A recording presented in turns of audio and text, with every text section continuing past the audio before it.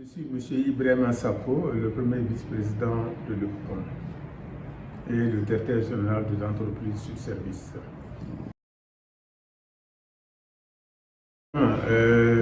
Dans ces deux volets, il y a un volet pour la formation de haut niveau des cadres dirigeants de l'EPCOM qui se passe ici à l'ISC Business School. Et le deuxième volet, c'est la formation de 25 ouvriers en maçonnerie et 25 ouvriers en peinture bâtiment des entreprises de l'EPCOM. Donc ils sont une cinquantaine qui sont en train d'être formés au CP de Senou. Et d'après le premier rapport sur le démarrage des cours que j'ai reçus de la part du directeur général du centre, vraiment les choses se passent très bien. Les apprenants sont dans de meilleures conditions pour apprendre. Ils sont toujours au complet. Les 25 de chaque discipline sont bien à l'heure. Et ils ont 2 cours par semaine, tous les lundis et tous les samedis. Et ça se passe vraiment très bien. Et l'ensemble des coûts de ces formations avoisine à peu près 30 millions. Et ces 30 millions, il y a 90% qui sont sous forme de subventions dont l'ambassade royale du Danemark a bien voulu mettre ça à la disposition du club des investisseurs européens pour gérer. Et 10% sont à la charge de l'EPCOM. D'accord. Et nous sommes vraiment satisfaits de la façon dont se déroulent ces formations. Et j'en profite justement pour demander aux entreprises qui ont envoyé des représentants pour ces 2 séances de formation, que ce soit du côté des ouvriers ou du côté de l'ISC pour les hauts cadres, d'être vraiment assidus. C'est beaucoup d'argent qui viennent d'être mis à la disposition de ces centres-là. Et il faut que les gens suivent avec assiduité cette formation. Il faudrait qu'on sache que c'est une formation que l'EPCOM a voulu pour l'ensemble de ses adhérents. Et c'est suite à un appel d'offres. L'appel d'offres a été répondu par l'EPCOM.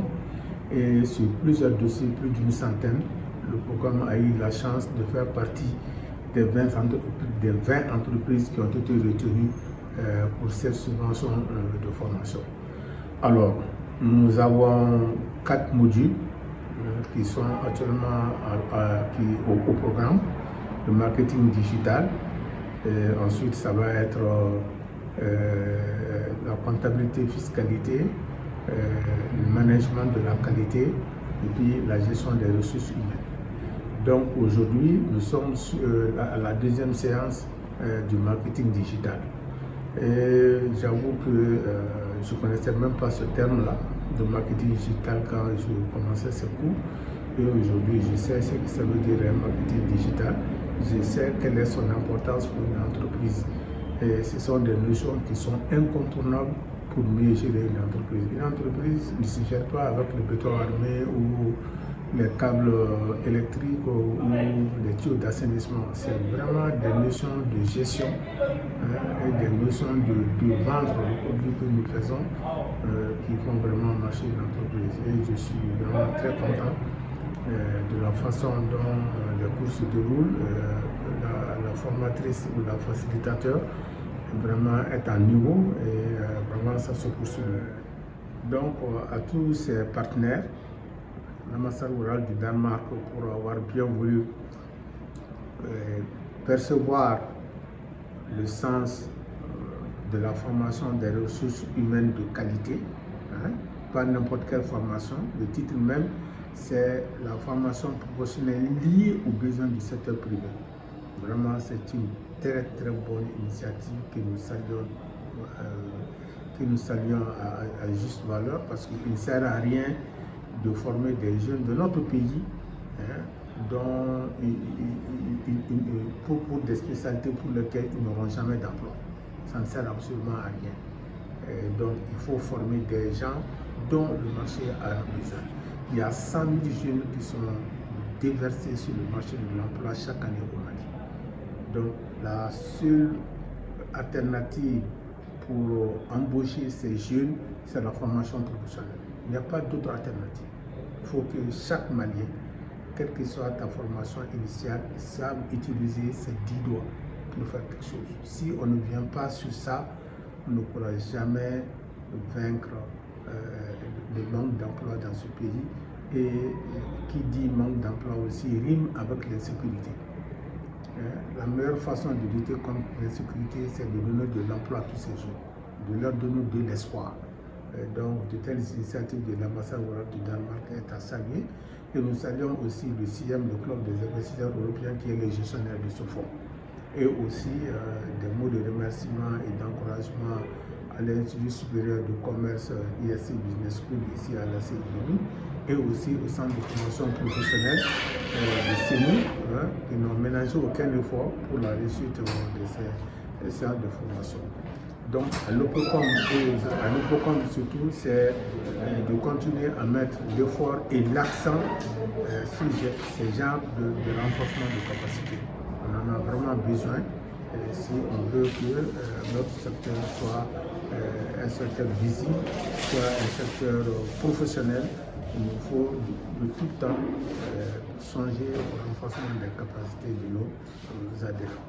Et donc, à tous les participants aussi, je les remercie et je les encourage vivement à continuer à suivre ces cours-là avec engouement et engagement. Je vous remercie. Bonjour, je suis Aïssata Sanogo,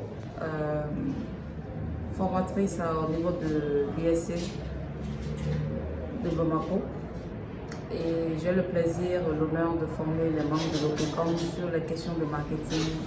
C'est une formation assez intéressante et plein de challenges et plein de rebondissements, si je peux le dire, dans le sens où, à travers des sessions d'évaluation de niveau, nous nous sommes rendus compte que le domaine du digital est quelque peu, disons que la compréhension du digital est quelque peu biaisée au niveau des différentes structures du Mali, notamment en ce qui concerne les aspects relatifs aux médias et aux réseaux sociaux. Ensuite, la compréhension spécifique d'une stratégie digitale de marketing. Et souvent, la nuance aussi entre l'aspect communication et marketing et son rôle, disons leur rôle essentiel même au sein d'une entreprise. Aussi à travers les différentes sessions de travaux pratiques et d'interactivité, dont je remercie notamment les participants, dont ils font preuve tout au long des différentes sessions. Il s'avère qu'on se rend de plus en plus compte qu'à l'heure actuelle, le marketing digital, tant que la communication digitale, ont leur raison d'être au sein d'une entreprise en vue de mettre plus en avance à MESEC la notoriété et la visibilité, la raison d'être même de l'entreprise pour pouvoir tenir face à la concurrence. Je félicite et remercie l'OPECOM pour cette initiative qui démontre à Haïtiens qu'on ne finit jamais d'apprendre. Le renforcement des capacités d'un staff, d'un membre du personnel qui constitue l'entreprise est de vigueur et que le renforcement de capacité est vraiment une nécessité pour être à jour, ou disons pour faire sa mise à jour, pour parler d'une manière digitale au niveau de l'évolution de sa carrière professionnelle. Merci. D'accord.